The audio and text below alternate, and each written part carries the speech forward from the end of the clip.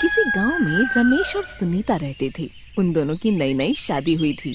सुनीता पढ़ी लिखी नहीं थी, लेकिन रमेश शहर में एक आईटी कंपनी में इंजीनियर था। रमेश को सुनीता बिल्कुल भी पसंद नहीं थी, लेकिन रमेश के माँ बाप के जोर डालने पर रमेश को सुनीता से शादी करनी पड़ी।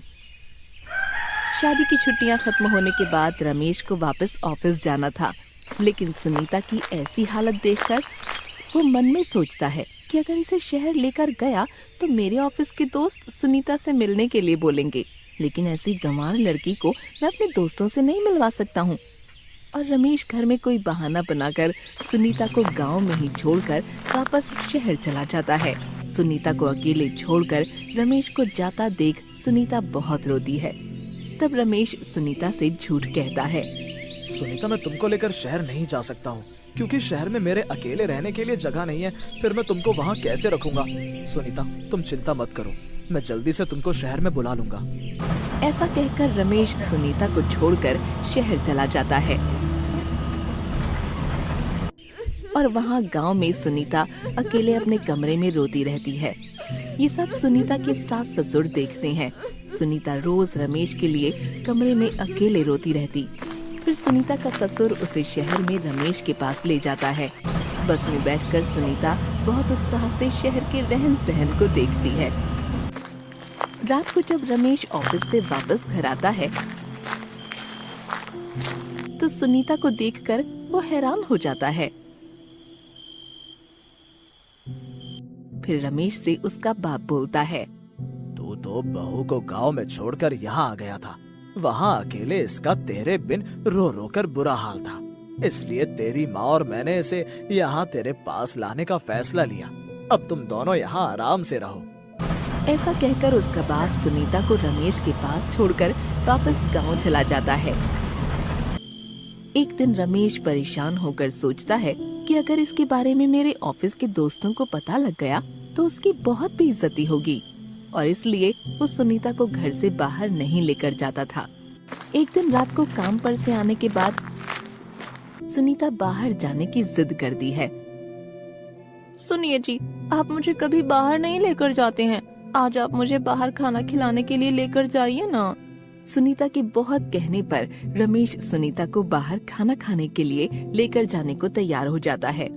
अच्छा ठीक है, जाओ जल्दी से तैयार होकर आओ, फिर हम बाहर खाना खाने जाएंगे।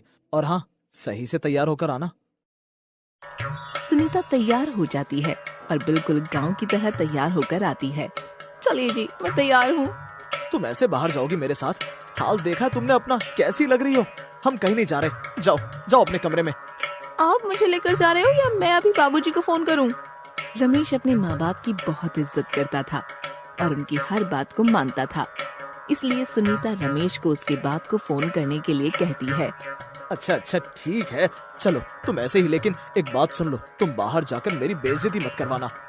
ऐसा कहकर रमेश सुनीता को बाहर खाने पर ले जाता है। होटल पहुंचते ही सुनीता अजीब हरकतें करने लगती है, क्योंकि उसने ऐसी जगह कभी नहीं देखी थी।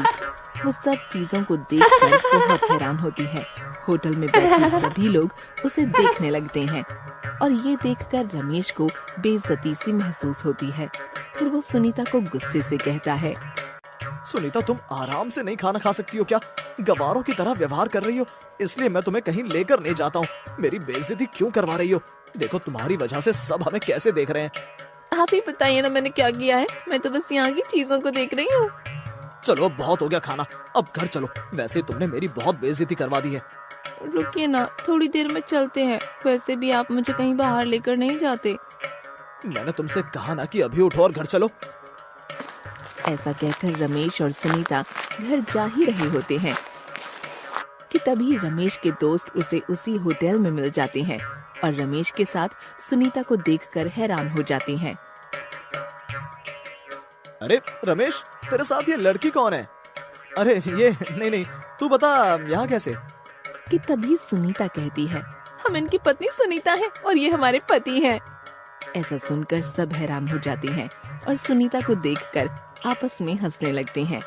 ये सब देखकर रमेश को शर्मिंदगी महसूस होती है। अरे रमेश, तूने बताया नहीं तेरी शादी हो चुकी है। चल कभी हमें भी भाभी के हाथों का खाना खिला, हमें भी डिनर पर घर बुला कभी। हाँ भाई साहब, क्यों नहीं आप कल घर पर आ जाइए।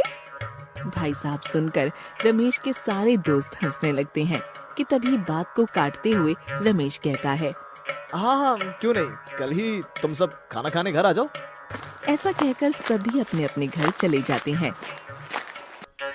घर आकर रमेश सुनीता पर बहुत गुस्सा करता है और सोचता है कि अब ऑफिस में सब लोग उस पर हंसेंगे, उसका मजाक उड़ाएंगे। अब वो क्या करे और कल डिनर पर अपने दोस्तों को क्या खाने को दूंगा।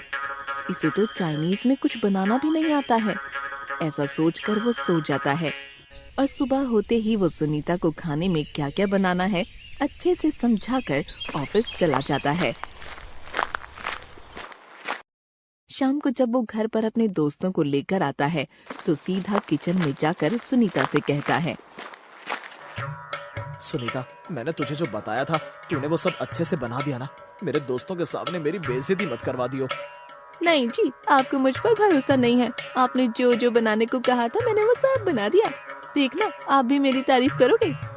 ठीक है, खाना बाहर ले आओ, मेरे सभी दोस्त आ गए हैं।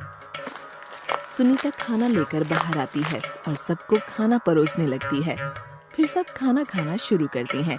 कोई पिज्जा खाता है तो कोई बर्गर खाता है। जैसे ही वो लोग खाते हैं तभी उल्टी कर देते हैं। अरे भाई, खिलाना नहीं था तो साफ मना कर देता। ये क्या बनाया है?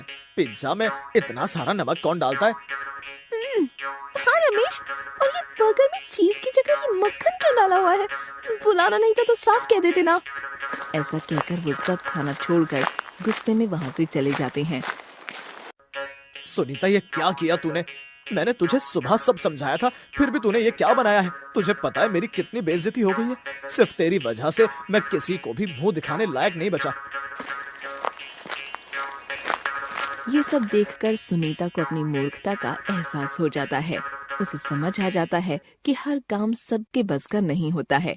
अगर वो समझदारी से काम करती तो आज उसके पति की सबके सामने बेइज्जती नहीं होती।